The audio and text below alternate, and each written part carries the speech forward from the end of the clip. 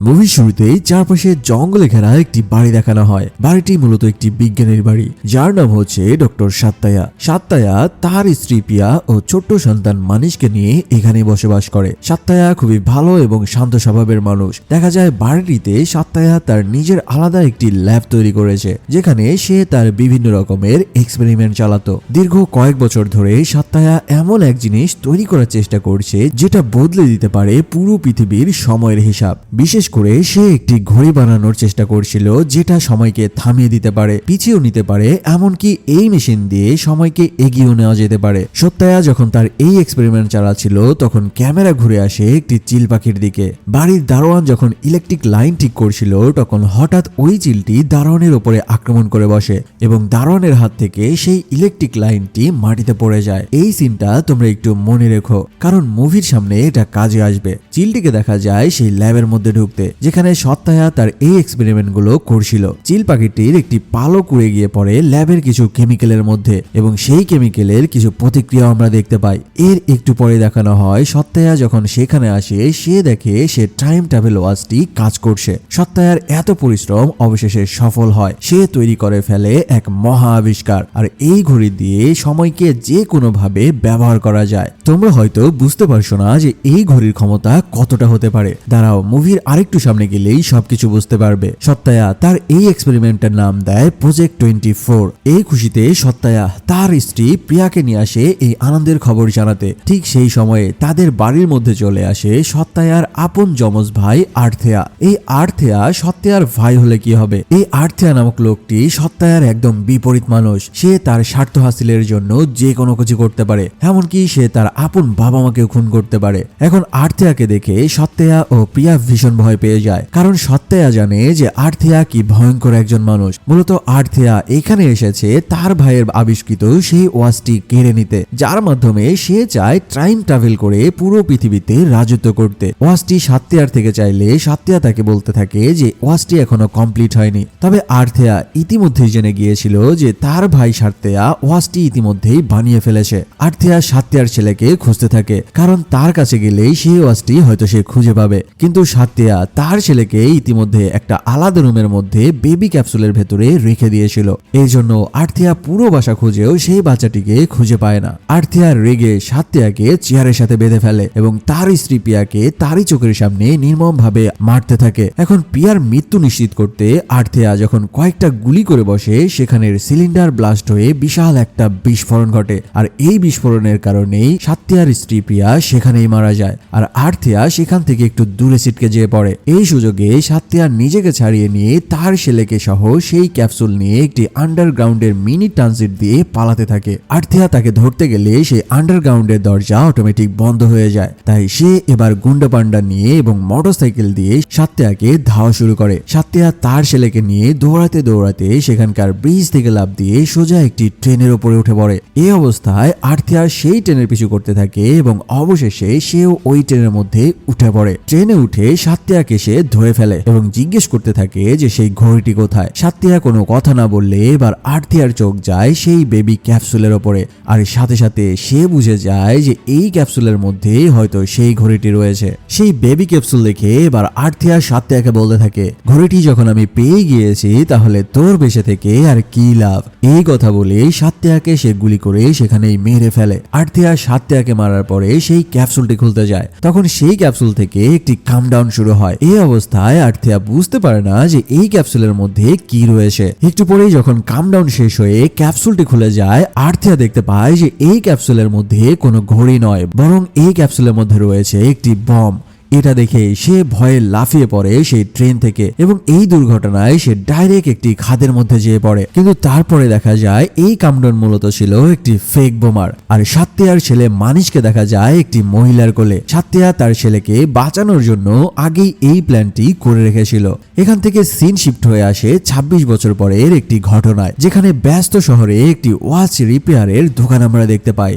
এখানে দেখা যায় সেই মহিলা যার হাতে সাত্তায়া সেদিন তার ছেলেকে তুলে বলে দিয়েছিল তার নাম হচ্ছে ভারতী। তাকে দেখা যায় সে তাদের কিছু পুরানো জিনিসপত্র একজনের কাছে বিক্রি করছে। তখন সেই লোকটি একটি বক্স দেখতে পায় আর ভারতীকে জিজ্ঞেস করে যে এটা কিসের বক্স। ভারতী জানায় এই বক্সটির বয়স ও তার ছেলের বয়স একই সমান, তবে সে আজ পর্যন্ত এই বক্সটি খুলতে পারেনি। এই বক্স মূলত সেই বক্স যেই বক্সের ভেতরে আছে সেই মহামূল্যবান টাইম ট্রাভেল ঘড়িটি। কিন্তু এই বক্সটি ভারতী যে কি সব আজব কাজে ব্যবহার করে তা শুনলে তোমার খিল্লি উড়ে যাবে। বক্স দিয়ে সে হাতুড়ির কাজও করে, এমনকি চেয়ারের নিচে সেটাকে গুজি হিসেবে ব্যবহার করে। ঠিক ওই সময়ে সেখানে আসে আমাদের মুভির লিড ক্যারেক্টার সাত্তায়ার ছেলে মানিশ। মানিশ কিন্তু জানে যে সে শুধুমাত্র ভারতীর ছেলে, তবে সে যদি জানতে পারে যে তার আসল বাবা মাকে এবং তাদের সাথে কি ঘটেছিল তাহলে ব্যাপারটা কোন দিকে মোড় নিবে তা তোমরা আন্দাজ করতে পারছো। তাই এখন থেকে বলছি পুরো মুভিটি তোমরা না টেনে দেখতে থাকো, আসল মজা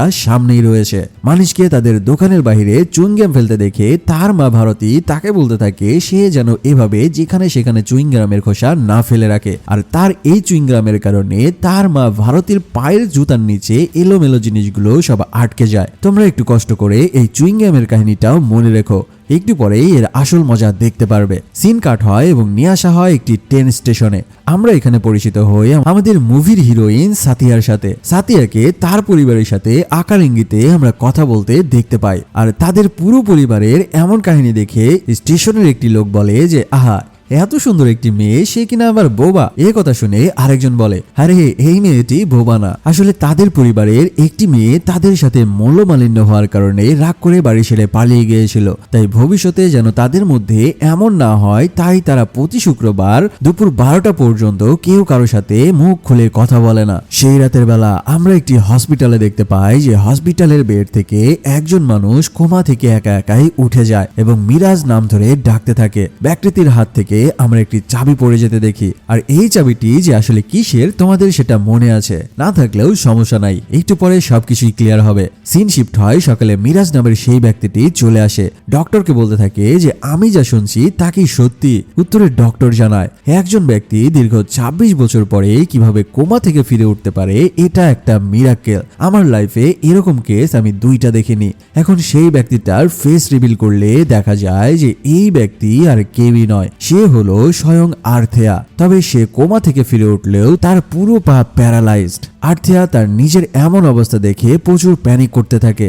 তখন মিরাজ ডক্টরকে বলতে থাকে পৃথিবীর যত বড় ডক্টর রয়েছে তাদেরকে নিয়ে আসো আর আর্থেয়ার পা যেন ঠিক করা হয়, তার বিনিময়ে যত টাকা লাগে তাদের দেওয়া হবে। তখন ডক্টর জানায় এটা কখনোই সম্ভব নয়। আর্থেয়া যে কোমা থেকে ফিরে এসেছে এটাই অনেক বড় ব্যাপার। তার পা ঠিক হবে যদি সে আবারও সেই সময়ে ফিরে যেতে পারে, আর তা তো কখনোই সম্ভব নয়। এই কথা মিরাজের সাথে সাথে আর্থেয়াও শুনতে পায়। আর্থেয়া জানায় আমরা কখনো 26 বছর পূর্বে ফিরে যেতে পারবো না, সেটা ডক্টর জানে, তবে আমরা কি কাজ করতে পারি সেটা তো শুধুমাত্র আমরাই জানি। তাই সে মিরাজকে বলে যে তার সেই ভাইয়ের ল্যাবে তাকে নিয়ে যাওয়ার জন্য। একটু পরে দেখা যায় সেই ল্যাবে মিরাজ এবং আর্থিয়া ঢুকে পড়েছে। তারা এখানে এসে ঘাটাঘাটি শুরু করে। সেখানে সে ওয়াজ রিলেটেড একটি বই পাওয়া যায়। ক্যামেরা চলে আসে সেই চাবিটির কাছে, যেটা কিনা হসপিটালে আর্থিয়ার কোমা থেকে মাটিতে পড়ে গিয়েছিল। হসপিটাল ক্লিন করার সময় কিছু পরিচ্ছন্ন কর্মী সেই চাবিটি তুলে নিয়ে যেয়ে ময়লার স্তূপের মধ্যে ফেলে দেয়। আবার সেখান থেকে কয়েকজন টোকাই লোহা কুড়ানোর সময় সেটা তুলে নিয়ে লোহার সাথে কেজি দরে বিক্রি করে দেয় একটি দোকানে। এখন সেই লোহা ক্রয়কারী মালিকের সাথে দেখা করতে যায় মানিশের মা ভারতী। ভারতী আসলে এই লোকের সাথে তার ছেলে মানিশের বিয়ে নিয়ে আলোচনা করতে গিয়েছিল। কথা শেষ করে যখন ভারতী সেখান থেকে ফিরে আসতে লাগে তখন তার পায়ের জুতার সাথে মানিশের ফেলে দেওয়া সেই চুইংগ্রামে আটকে থাকার কারণে সেই চাবিটি তার পায়ের তলায় আটকে যায় এবং এভাবেই সেই চাবিটি তার পায়ের তলা করে ভারতী বাসায় ফিরে আসে। ভারতী বাসায় ফিরে তার ছেলে মানিশকে দেখতে না পেয়ে মানিশের বন্ধু শারবানের সাথে চিল্লাচিল্লি করতে থাকে। এখন ভারতী ঘরে চলে গেলে শারবান সেখানে একটি অদ্ভুত রকমের চাবি দেখতে পায়। চাবিটি কোনো কাজের না ভেবে সে মানিশের টেবিলের ওপরে রেখেই সেখান থেকে চলে যায়। একটু পরে মানিশ চলে আসে আর ওই চাবিটি তার টেবিলের ওপরে দেখতে পায়। আর সেই চাবিটির সাথে রাখা ছিল সেই বক্সটি। বক্স এবং সেই চাবিটি একসাথে চোখে পড়ার কারণে এবার মানিশের মনের মধ্যে কেমন সন্দেহ হতে থাকে, কারণ এই দুইটার ডিজাইন কেমন যেন একে অন্যের সাথে কানেক্টেড মনে হচ্ছিল। ফলে মানিশ একটু চেষ্টা করতে থাকে ওই চাবি চাবিটি দিয়ে তার মায়ের এই পুরনো বক্সটি খোলার জন্য। আর সেই চাবিটি বক্সের মধ্যে দেওয়ার সাথে সাথেই বক্সটি 26 বছর পরে খুলে যায়। এবার মানিশ সেই বক্সের মধ্যে দেখতে পায় যে সেখানে রয়েছে শুধুমাত্র একটা ঘড়ি। ঘড়িটি দেখার সময় তার মা তাকে ডাক দেয় এবং বলে ঘরের একটা সুইচে নাকি শর্ট সার্কিট করে, তাই সেটা যেন সে ঠিক করে। মানিশ কৌতূহলবশত সেই ঘড়িটি তার হাতে লাগানো অবস্থায় সেই কারেন্টের সুইচ ঠিক করতে যায়। সুইচ চেক করার সময় যেই সে সুইচের উপরে হাত রাখে হঠাৎই শর্ট সার্কিটের কারণে সে শক খেয়ে দেয়ালের সাথে ছিটকে পড়ে। মানিশ হঠাৎ দেখতে পায় যে এই শক লাগার কারণে ঘড়িটি আস্তে আস্তে চলতে শুরু করেছে। এবার মানিশ তার ঘড়িটি ঠিক করার জন্য একটি বাটনে ক্লিক করতে হঠাৎ সে আবারও 5 মিনিট আগে যেখানে শক খেয়ে পড়েছিল ওই জায়গাতে ছিটকে পড়ে। এই কাহিনী দেখে পুরো ব্যাপারটা মানিশের মাথার উপর দিয়ে চলে যায়। ব্যাপারটা ভালো করে বুঝতে যখন সে সেম প্রসেসটা আবার করে তখন সে পুরাই অবাক হয়ে যায় এবং খুশিতে আত্মহারা হয়ে যায়। মানে মানিশ ইতিমধ্যে বুঝতে পেরেছে যে আসলে এটা কোনো সাধারণ ঘড়ি নয়, মানে এই ঘড়ি দিয়ে টাইমকে আগেও নিয়ে যাওয়া যায় আবার পেছনেও নিয়ে আসা হইল। ঠিক ওই সময়ে দেখা যায় এই মুভির নায়িকা সাতিয়াকে বাসের জন্য সেখানে দাঁড়িয়ে থাকতে থাকতে হঠাৎ ধাক্কা খেয়ে তার হাতের ঘড়ির গ্লাসটি ভেঙে যায়। পেছনে ঘুরে তাকাতেই সাতিয়া দেখতে পায় যে তার পিছনে মানিশের ওয়াশ রিপেয়ারিং একটি দোকান রয়েছে। তবে সে দোকানের সামনে আসতে দেখে যে দোকানটি তখনও বন্ধ রয়েছে। সাতিয়া সেখানে দেখতে পায় যে সেখানে একটি লোক বসে আছে যার নাম সারবান। সাতিয়া তাকে জিজ্ঞেস করতে থাকে যে এই দোকানটি কখন খুলবে। সারবান মানিশকে ডাক দিয়ে দোকান খুলতে বলে। মানিশ দোকানের শাটার খুলতে যায় আর সেই শাটার সঙ্গে সাতিয়া ওপরের দিকে উঠে যেতে থাকে। মানিশ সাতিয়াকে অফার করে যে সাতিয়া যদি চায় তবে সে বাইক দিয়ে তাকে সেখানে পৌঁছে দেবে। তবে সাতিয়া তাকে জানায় যে তার কোনো দরকার নাই। এই কথা শুনে এবার মানিশ তার সেই পাওয়া ঘড়ির আসল কাজ লাগায়। সে কুড়িয়ে পাওয়া সেই ঘড়ির সময় থামিয়ে দেয় আর সেখান থেকে উঠে যে সাতিয়ার স্কুটির চাকা ফুটো করে দেয়। সুযোগের সৎ ব্যবহার করে মানিশ সাতিয়াকে তার বাইকে করে নিয়ে সেখান থেকে চলে যায়। অনাথ আশ্রমের বাচ্চারা যখন সবাই ইন্ডিয়ার একটি ম্যাচ দেখছিল, ম্যাচে ধোনি যখন একাই শট নেয় তখন হঠাৎ সে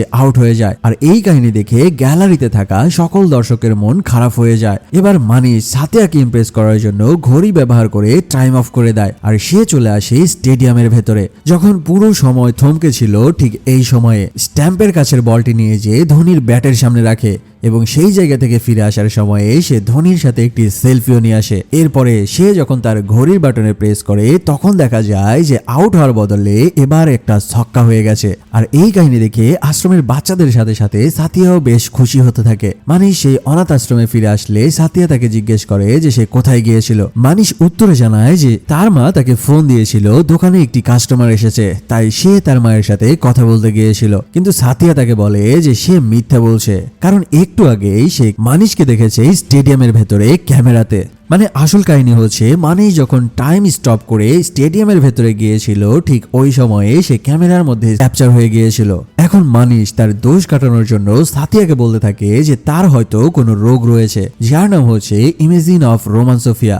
এই রোগটা নাকি তাদের হয় যারা যাকে বেশি ভালোবেসে ফেলে তাদেরকে সবসময় চোখের সামনে অনুমান করতে পারে। মানে বলতে পারো যে এটা এক প্রকার হ্যালুসিনেশন। এই কথা শুনে সাতিয়া তাও বিশ্বাস করে নেয় যে হতেও পারে। পরে সিনে দেখা যায় যে মানিশের বন্ধু সারবান খবরের মাধ্যমে একটি নিউজ পড়ছিল। খবরের বিজ্ঞাপনে একটি ঘড়ির ছবি ছাপা হয়েছে আর এই ছবিটি দেখে সারবান একদম আঁতকে উঠে। ছবিটির নিচে লেখা ছিল ঘড়িটি যাদের কাছে আছে যদি কেউ ফিরিয়ে দেয় তবে তাকে 5 কোটি টাকা পুরস্কার দেওয়া হবে। তখনই সে দৌড় মারে মানিশের কাছে আর ব্যাপারটা তাকে জানায়। সারবান মানিশকে জোর জবরদস্তি করতে থাকে ঘড়িটি তাদের ফিরিয়ে দিয়ে 5 কোটি টাকা কামিয়ে নেওয়ার জন্য। সারবান তো আর জানে না যে এই ঘড়ির ক্ষমতা কতটা বিশাল, যার কারণে মানিশ তাকে আসল ঘটনা বলতেও পারছিল না। তাই সে কোনোভাবেই রাজি হচ্ছিল না এই টাকার বিনিময়ে ঘড়িটি তাদের ফিরিয়ে দিতে। সারবানের জবরদস্তির কারণে মানিশ তাকে বলতে থাকে যে এই ঘড়ির মতো একটি ডুপ্লিকেট ঘড়ি তোকে বানিয়ে দিব যেটা তুই তাদের কাছে ফিরিয়ে দিবি এবং তার বিনিময়ে 5 কোটি টাকা তুই নিজেই নিয়ে নিস।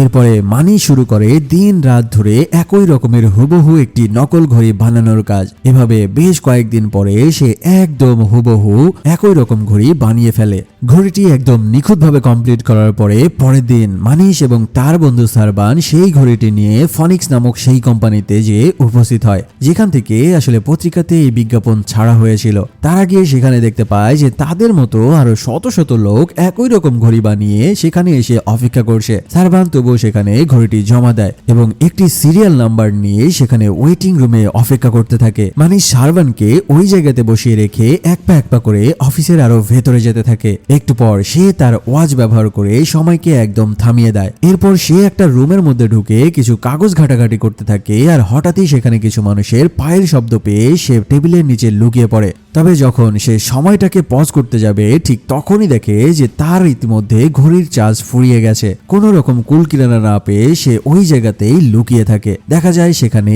আর কেউ না বরং আর্থিয়া ও তার সঙ্গী মিরাজ এসেছে। আর পত্রিকাতে সেই ঘড়ির বিজ্ঞাপনটি আসলে এরাই দিয়েছিল। রুমের মধ্যে এসে আর্থিয়া মিরাজকে বলতে থাকে, মিরাজ আমি সেই ঘড়িটি আজকে পেয়ে গেছি। কিন্তু মিরাজ তাকে বলতে থাকে যে এ পর্যন্ত যতগুলো ঘড়ি এসেছে সবগুলোই ছিল ডুপ্লিকেট, এই ঘড়িগুলো দিয়ে তো আর আসল কাজ হবে না। আর্থিয়া মিরাজকে সেই 144 নম্বরের টোকেন দেখিয়ে বলতে থাকে যে দেখ এই ঘড়িটিও নকল, কিন্তু এই ঘড়িটি যে বানিয়েছে তার কাছে রয়েছে আসল ঘড়ি। কারণ তারা বিজ্ঞাপনে শুধু ঘড়িটির সামনের সাইডের ছবি দিয়েছিল আর ঠিক ওই ঘড়িটি দেখে দেখে সকলেই ঘড়ির সামনের ডিজাইনটি করে এনেছে।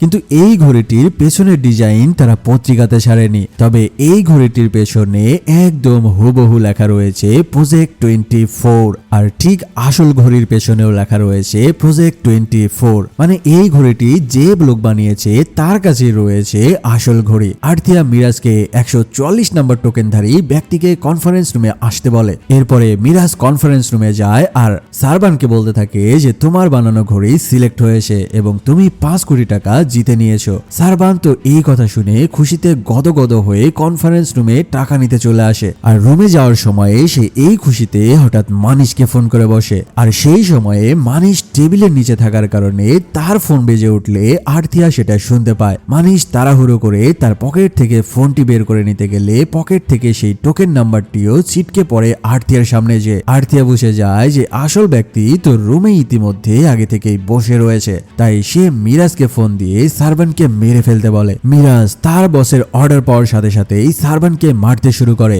এবং সিসি ক্যামেরার সামনে নিয়ে যে বলতে থাকে যে যদি তোর বন্ধুকে বাঁচাতে চাস তবে যেখানেই থাকিস না কেন আমাদের সামনে বেরিয়ে আয়। ক্যামেরার মাধ্যমে এই কাহিনী দেখে মানিশ এবার টেবিলের নিচ থেকে বেরিয়ে আসে আর সেখানের সকল সিকিউরিটি গার্ডকে মারতে মারতে সে সারভানকে বাঁচানোর জন্য এগিয়ে যেতে থাকে। কনফারেন্স রুমে যে মিরাজের সাথে শুরু হয় মানিশের তুমুল মারপিট। মানিশ মিরাজকে মেরে একদম শেষ করে দিবে। ঠিক এই সময়ে হঠাৎ একটি গুলি এসে লাগে মানিশের বুকে আর এই গুলিটি করেছে স্বয়ং তার চাচা আর্থিয়া।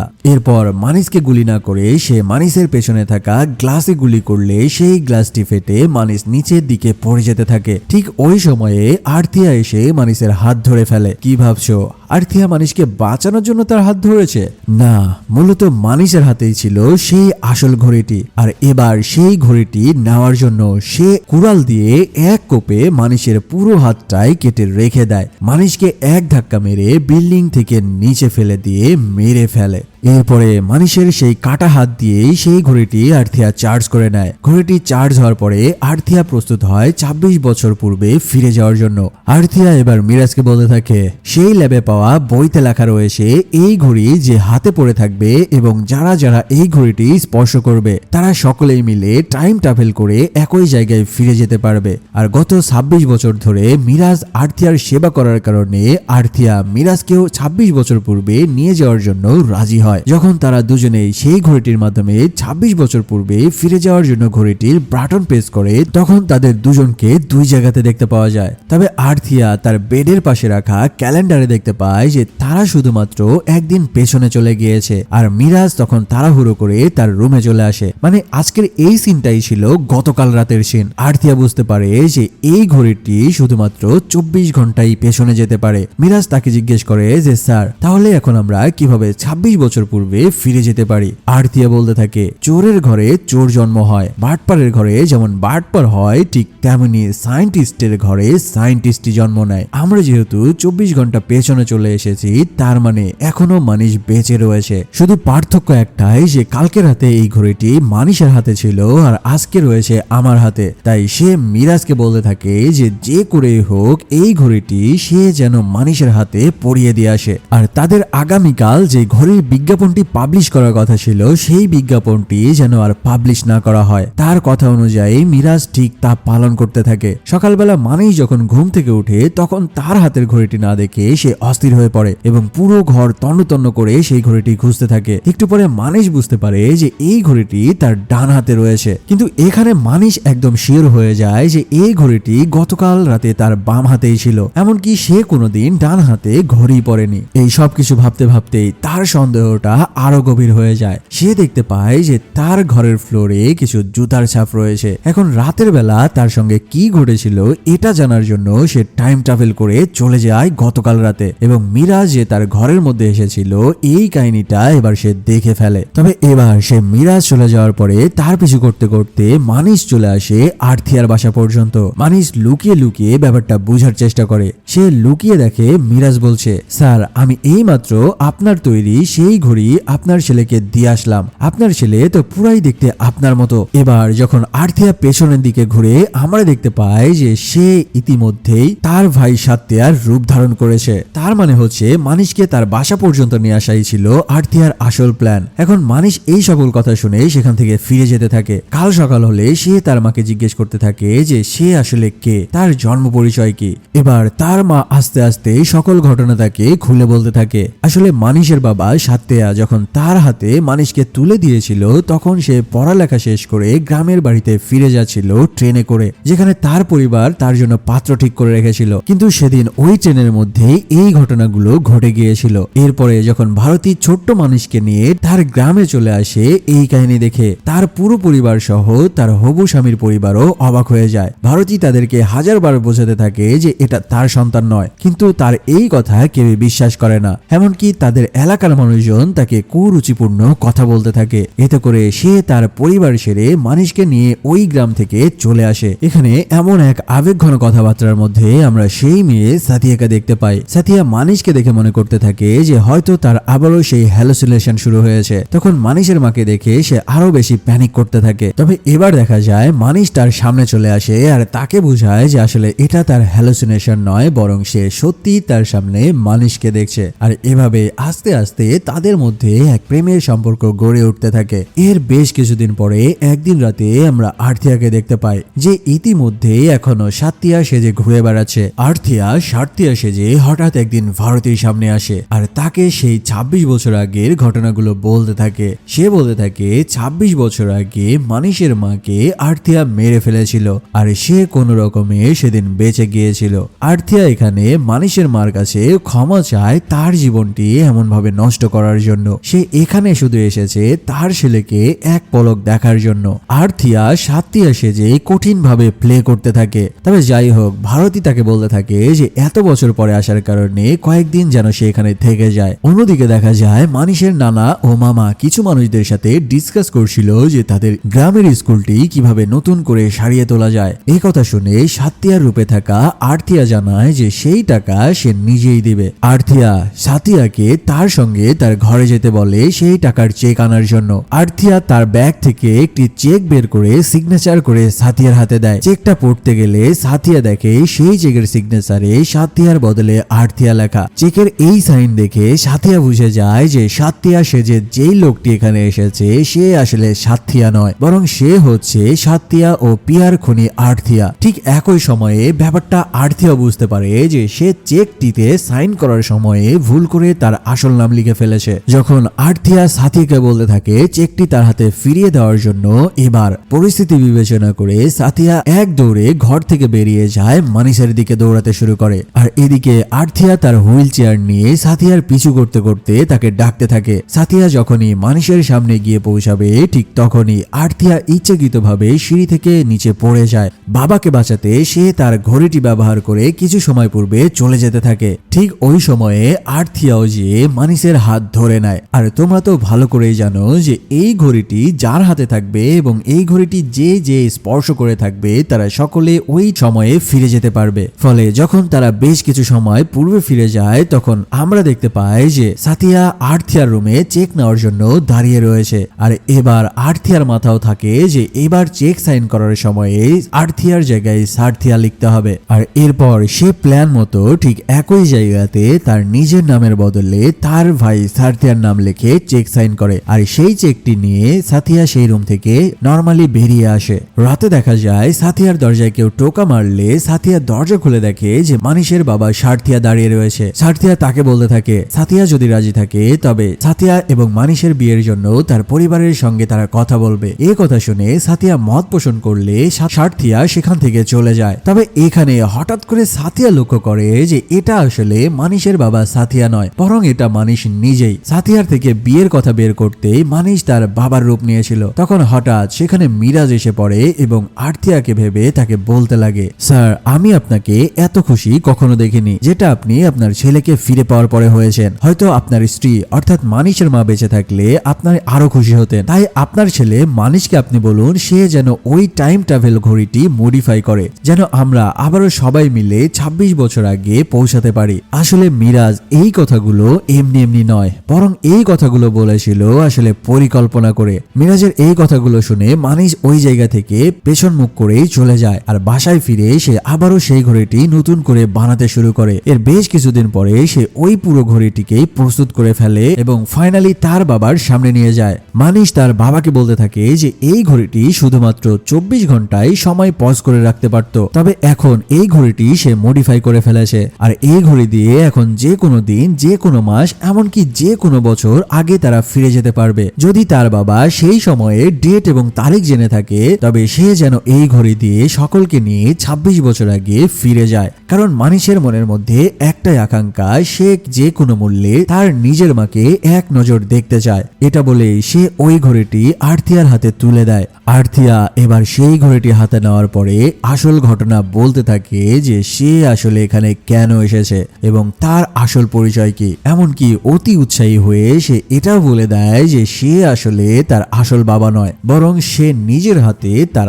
আসল বাবা মাকে কিভাবে খুন করেছে। এরপর সে যেই দিন তার আসল বাবা মাকে খুন করেছিল সেই ডেট, সাল এবং তারিখও বলে দেয়। এই সব কিছু বলার পরে এবার আর্থিয়া যখন তার ঘড়িটি হাতে পড়ে সুইচে টাপ দেয়, এবার সে বুঝতে পারে যে সে মস্ত বড় একটা ধোঁকা খেয়ে গেছে। কারণ এই ঘড়িটি দিয়ে কোনোভাবেই টাইম ট্রাভেল হচ্ছিল না। আসলে মানিশ এই ঘটনাগুলো আগে আজ করতে পেরেছিল, তাই সে একটি ডুপ্লিকেট ওয়াচ তাকে ধরে দিয়েছিল আসল ঘটনা উদ্ঘাটন করার জন্য। কারণ ছোটবেলা থেকে মানিশ যখন তার বাবার ছবি দেখেছে সে খেয়াল করেছিল যে তার বাবার হাতে রয়েছে 6টা আঙ্গুল, আর যখন সে আর্থিয়ার হাতের দিকে তাকাচ্ছিল তখন সে দেখতে পাচ্ছিল যে তার হাতে রয়েছে 5টি আঙ্গুল। মানিশ এই সকল কথাগুলো বলে আর্থিয়ার বলা সেই ডেট অনুযায়ী 26 বছর পূর্বে ফিরে যাওয়ার জন্য ঘড়ির বাটনে প্রেস করে। ঠিক ওই সময়ে মিরাজ আর্থিয়াকে ধাক্কা মেরে মানিশের উপরে ফেলে দেয় এবং সেও 26 বছর পূর্বে মানিশের সাথে পৌঁছে যায়। এখান থেকে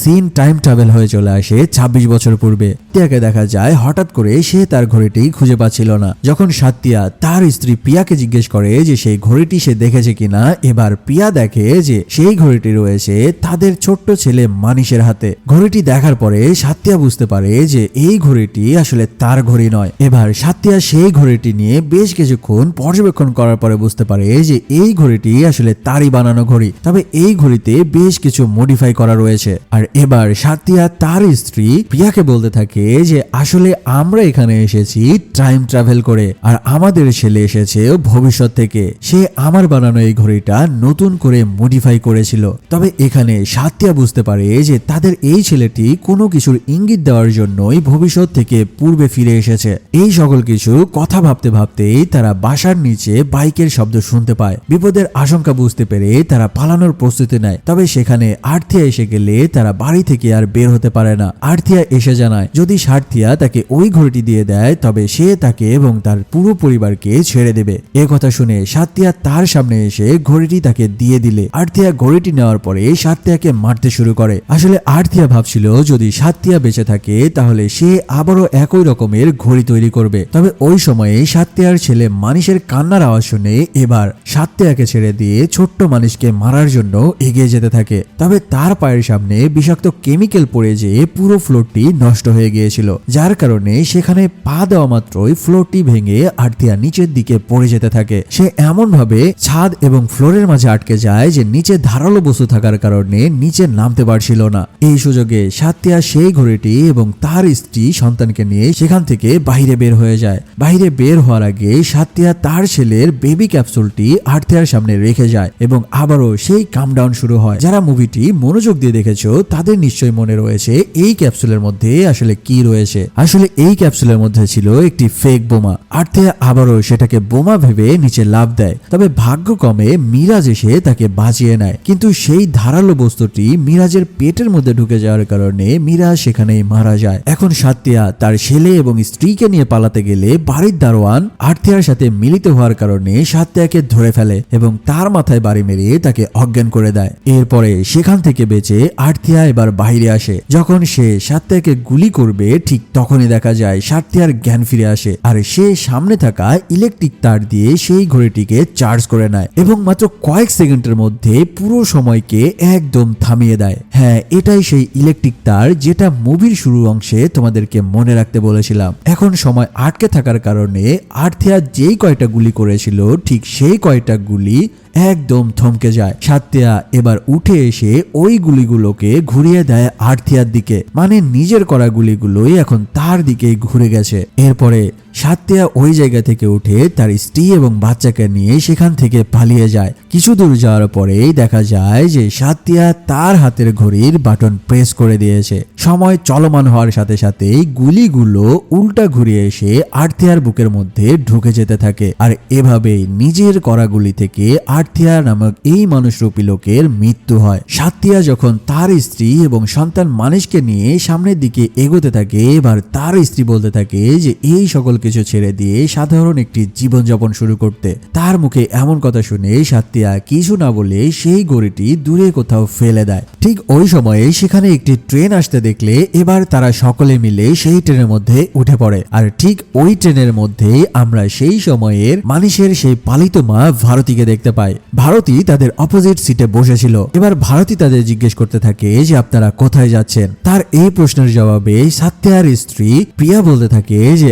আমরা যাচ্ছি নতুন একটি জীবন শুরু করতে। এরপর ভারতী জিজ্ঞেস করতে থাকে যে সাত্তিয়া আসলে কি কাজ করে। সাত্তিয়ার স্ত্রী জানায় যে তার হাজবেন্ড সাত্তিয়া একজন সায়েন্টিস্ট। এরপরে ভারতী বলতে থাকে যে আপনারা যেহেতু নতুন জীবন শুরু করতে যাচ্ছেন তাহলে আমাদেরই গ্রামে চলুন, কারণ আমাদের গ্রামে একজন সায়েন্স টিচারের খুবই প্রয়োজন। ভারতীর এই প্রস্তাবে সাত্তিয়া রাজি হয়ে যায় এবং তারা ভারতীর সাথে তাদের সেই গ্রামে নতুন জীবন শুরু করার উদ্দেশ্যে রওনা দেয়। আর এই সিনের মধ্যে দিয়েই এই কঠিন থ্রিলিং মুভিটি শেষ হয়। তো বলো কেমন লেগেছে এই মুভিটি? এরকম আরো থ্রিলিং মুভি যদি তোমরা দেখতে চাও তবে কমেন্ট করে জানিও। দেখা হচ্ছে খুবই দ্রুত নতুন আরো একটি ভিডিও নিয়ে। সে পর্যন্ত ভালো থাকো।